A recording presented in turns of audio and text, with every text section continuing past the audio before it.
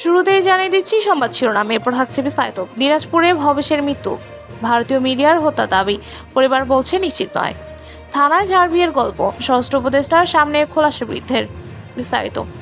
দিনাজপুরের বিরল উপজেলার কৃষক ভবেশ চন্দ্র রায়ের মৃত্যুকে কেন্দ্র করে ভারতীয় মিডিয়ায় চলছে তীব্র প্রতিক্রিয়া। ভারতের পররাষ্ট্র মন্ত্রণালয় এক বিবৃতিতে দাবি করেছে ভবেশ একজন হিন্দু নেতা ছিলেন এবং তাকে অপহরণ করে নির্মমভাবে হত্যা করা হয়েছে। সংবাদ মাধ্যমগুলোতে একের পর এক প্রকাশ পাচ্ছে সংখ্যালঘু নির্যাতনের অভিযোগ। তবে ভবেশের পরিবার এখনো নিশ্চিত নয় এটি আসলে হত্যা নাকি কোনো অন্য কারণে মৃত্যু। তারা জানিয়েছে কিছু যুবক ভবেশকে নিয়ে যান, তারপরেও অসুস্থতার খবর আসে এবং হাসপাতালে নেওয়ার পর তিনি মারা যান। পুলিশ জানিয়েছে মরদেহে আঘাতের চিহ্ন মেলেনি আর এখনো ময়নাতদন্তের রিপোর্ট আসেনি। এদিকে ভারতের মিডিয়া ও রাজনীতিবিদরা এই ঘটনাকে ঘিরে বাংলাদেশ সরকারের সমালোচনা করছে, যার পেছনে কিছুটা রাজনৈতিক উদ্দেশ্য দেখা যাচ্ছে বলে মনে করছেন বিশ্লেষকরা।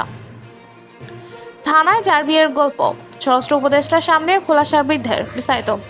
ঢাকার তুরাগ থানায় এক বৃদ্ধের সঙ্গে স্বরাষ্ট্র উপদেষ্টার কথোপকথনের ভিডিও এখন সামাজিক মাধ্যমে ভাইরাল। স্বরাষ্ট্র উপদেষ্টা লেফটেন্যান্ট জেনারেল মোহাম্মদ জাহাঙ্গীর আলম চৌধুরী থানায় পরিদর্শনে গিয়ে বৃদ্ধকে জিজ্ঞেস করেন কেন এসেছেন। বৃদ্ধ জানান স্ত্রী করার নারী নির্যাতনের মামলায় থানায় এসেছেন। উপদেষ্টা জানতে চান কয়টি বিয়ে করেছেন। বৃদ্ধ জবাব 4টি। উত্তরে উপদেষ্টা বলেন মাশাআল্লাহ, আর উপস্থিত সবাই হেসে ওঠেন। বৃদ্ধ জানান তার প্রথম 2 স্ত্রী মারা গেছেন, তৃতীয় জনের সঙ্গে বিচ্ছেদ, এরপর আবার বিয়ে করেছেন।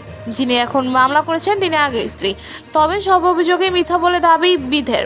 সম্প্রতি বিভিন্ন থানায় গিয়ে সাধারণ মানুষের কথা শুনছেন স্বরাষ্ট্র উপদেষ্টা, আর সেই সব মুহূর্ত এখন রীতিমতো ভাইরাল। এই ছিল সর্বশেষ আপডেট। নতুন আরও আপডেট পেতে আমাদের সঙ্গেই থাকুন। ধন্যবাদ।